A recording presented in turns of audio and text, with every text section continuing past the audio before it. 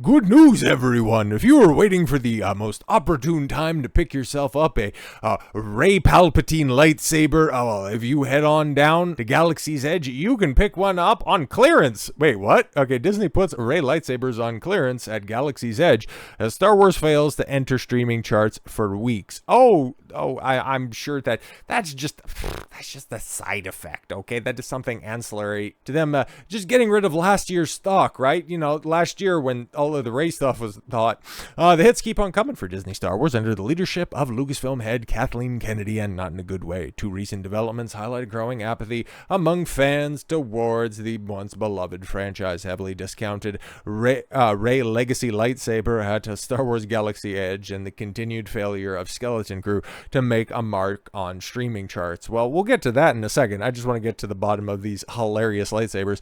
A recent report from Blog Mickey revealed that the Rey Legacy lightsaber, at Star Wars Galaxy Edge, has been slashed to nearly half its price. A $160 collectible now for $100. Jeez, that's... I guess not bad. To offer what should be a major product at such a steep discount suggests poor sales and waning interest in merchandise tied to the character of Rey. But let's be completely honest. When was the height of the appetite for Rey-related merchandise? When was that? Okay, like she is imagine being the central protagonist of a Star Wars project and nobody giving a crap about your inclusion. Like just no. Whenever anybody thinks of Star Wars, like Rey's about the 30th, 50th name that might come up. Like, it's always going to be the Trinity, right? Like, it's going to be Luke, Leia, and Han that'll eventually come to the forefront. Then after that, obviously, I don't want to discount it because Vader's probably right up there with Luke, okay? It might even be, it might be Vader first, and then it's probably the Trinity. But it's always going to be OT-related characters. And then after that, you might get an Obi-Wan by somebody who, has a fond remembrance of the prequels. You might get an Anakin, even though he's Darth Vader, he blew up the Death Star after all. If you know, and if you don't worry about it. It's just good memes. Or a Qui-Gon, or a R2-D2, a C-3PO, okay? It's hilarious, right? Even the most passable of Disney Star Wars related content, Rogue One, was the most memorable character from that. OK2SO, the droid. Even though that there's a spin-off Rogue One show. The best thing about that show has very little to do with the main character. It's hilarious how bad Disney is at making new Star Wars characters. Or even just leaving legacy characters alone, because that Obi-Wan Kenobi show, it was used as a vehicle to prop up Reva. But in reality, you went from having you took the most fertile storytelling ground in all of Star Wars, the gap between the prequels and the OT, and you made it so nobody wants to see the continuation of the Obi-Wan story.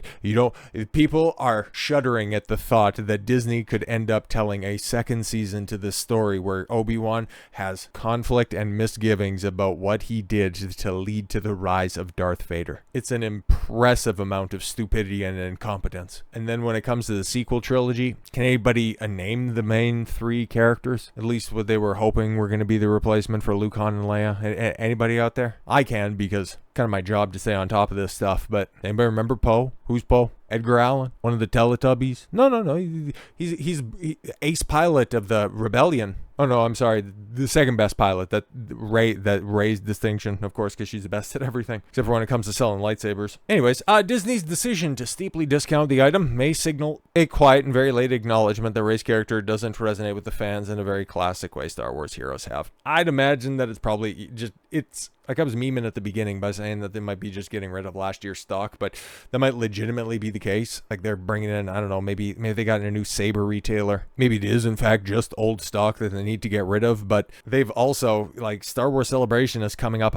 What is it? March, end of March, beginning of April, or something like that, where they're gonna have to give concrete plans about what's happening. Okay, like they're gonna have to give a more substantive update on Ahsoka season 2. We've heard the recast for Baylan Skull because of the unfortunate passing of Ray Stevenson that requires somebody else to fill the shoes that he left behind, the one somewhat interesting character from Ahsoka. And the reported replacement, I mean, looks pretty good, but in reality, still going to be written by Dave Filoni. So there's just going to be long gaps in his dialogue where he's just mystically staring off into the abyss while he's off hunting Force Avatar shit. Oh god, that season 2 is going to be mental AIDS. I wonder if we're going to get more the Hayden Christensen cameo so he can Vader. Oh my god, it's red. It's red. But we'll have to hear about that. And then we'll also have to hear about that Rey movie, because that's supposed to be coming out after the Mandalorian Grogu one. That's next on the docket. We've heard things about it. We've also heard people leaving the project, but we've still got Charmin Obaid-Chinoy. It's about time. Okay, it's hilarious that it's been a year since that. It's about time a woman takes control of Star Wars. Kathleen Kennedy will have to come out there and bring everybody else back on back on stage. I have to bring Charmin up there. Have to bring Daisy Ridley out there. Fly everybody out to Japan for a smattering of applause going, hey guys, we're announcing a new Rey trilogy. Oh my god, it's gonna be so great. They're dumb enough. They are hubristic enough to think that they can go ahead and do this. So yeah, don't take this as a be-all end-all. Take this as a be-all end-all for the franchise. Skeleton Crew is Star Wars' greatest failure. Record low ratings could mean Star Wars is a dead brand. Yep. We have reached the apathy phase, ladies and gentlemen. Okay, the Acolyte. I think I've seen Star Wars Theory point this out, but it's very much a common sentiment out there. The Acolyte did to Skeleton Crew what TLJ did to Solo. The knock-on effect from a divisive show caused an otherwise passable idea to fail spectacularly, because people have not cared. They have not discussed Skeleton Crew at all whatsoever. I just recently heard, okay, like a couple of people got caught up on it, and here was their assessment of it.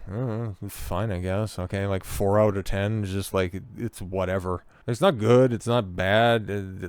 Jude Law's decent in it, but I don't know, man. It's not memorable. It's not like it wasn't going to set the world on fire to begin with. And no, that's not just because, it's a kid's show. It's not supposed to, appeal to you. It's not made for you. But if the brand was hot, okay, like if Disney had their way where they were releasing films every year, or at this point in time, every other year, by this point in time, we are already working towards episode 11 or something like that, the completion of the sequel trilogy. Okay, if we had already had the Obi-Wan movie, if we had had the Lando movie that was promised, if we would have had another Solo movie in development, something like that. Who knows? The backstory for Chewie, Darth Uchi, a Star Wars story. Who knows? Who knows? If we would have got any of that stuff, okay? If everything was cooking, did they release Skeleton Crew, and does it do gangbusters? Or was this something that was always just destined to be, who cares? But the whole defense, okay, that, it's a kid show, it shouldn't appeal to you. Now, I was a kid once. I know, right? Big shock on that one, groundbreaking stuff. And I remember fondly the things that I was watching, and hell, over the next couple of weeks, I'm going to go back and I'll watch a couple of those things that I was watching back when I was, I guess it would have been 10, 11, and 12 years old. Like this weekend, probably during the time that you're watching this, and maybe in a couple hours after that fact, but just getting logistics down on that.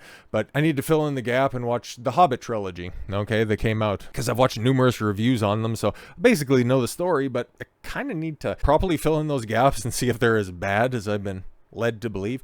And then after that week, because there's 2 weeks before Final Fantasy VII Rebirth comes to PC, so I want to go ahead and clear my schedule before that comes, because I'm super excited for that. But anyways, yeah, the next week I'm looking at doing the Lord of the Rings extended cuts. It's been a minute since I've done that, and that was the stuff that I was watching in my youth. Disney films that were coming out. As a child of the 90s, I got to grow up through the Disney Renaissance. And those were films that have stood the test of time, that were designed for kids, but also appealed to adults. Why is it that Pixar was the most reliable studio during their golden period, and they were telling stories for grade schoolers? It's because WALL-E tells a universal story. It's because Toy Story appeals to everyone. Cars, not so much. But no, the defense that it's a kid's movie, it doesn't have to make sense. Nah, man, that doesn't wash with me.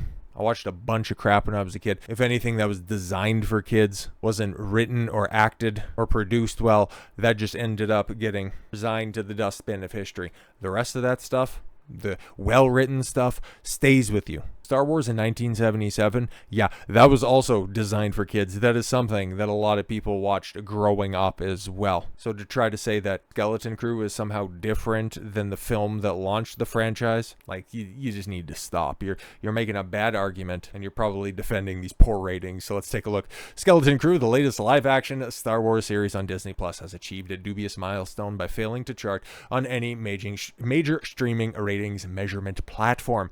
This puts the show at the bottom of the franchise's already struggling offerings. Yeah, because I've been talking about this, making offhanded remarks, and there might even be some videos that are coming out in the future going like, what's the ratings for Skeleton Crew? Isn't it supposed to be ending soon? From what I heard, there's one more episode that comes out next week at some time, I guess. I never see it trending, okay? When I'm staying up late editing videos, I don't see it on the side like, oh my god, did you guys see that new thing in the new episode of Skeleton Crew?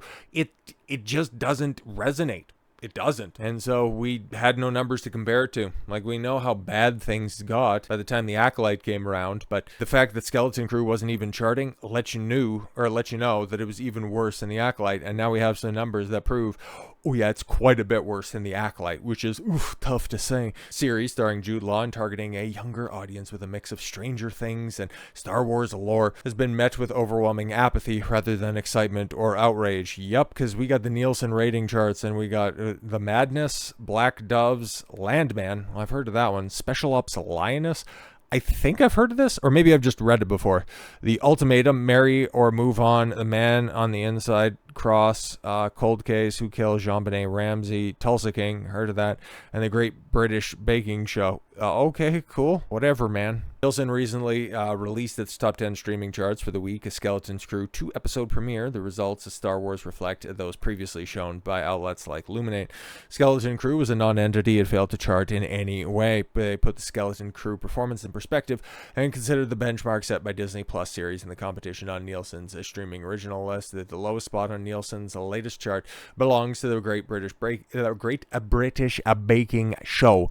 Now, with 382 million minutes viewed since Skeleton Crew failed to make the list, its total viewership was below that figure. The 2 episodes released, that means the series averaged under 191 million minutes per episode, a troubling stat for Star Wars property. For comparison, the Acolyte debuted its first 2 episodes earning 488 million minutes viewed, an average of 244 million minutes per episode. Even Andor, which premiered with 3 episodes, which makes sense because they told 3 separate arcs in their season. So yeah, we'll have to see if it's complete and total franchise apathy when season 2 releases. I think that's April. I'm pretty sure it's April. We'll see if there's still Andor fans or Star Wars fans or what's going to happen there, because that's going to be interesting to see. Okay, very much so. Both of these shows outperformed Skeleton Crew significantly. But Andor, 624 million minutes, averaging 208 million per episode.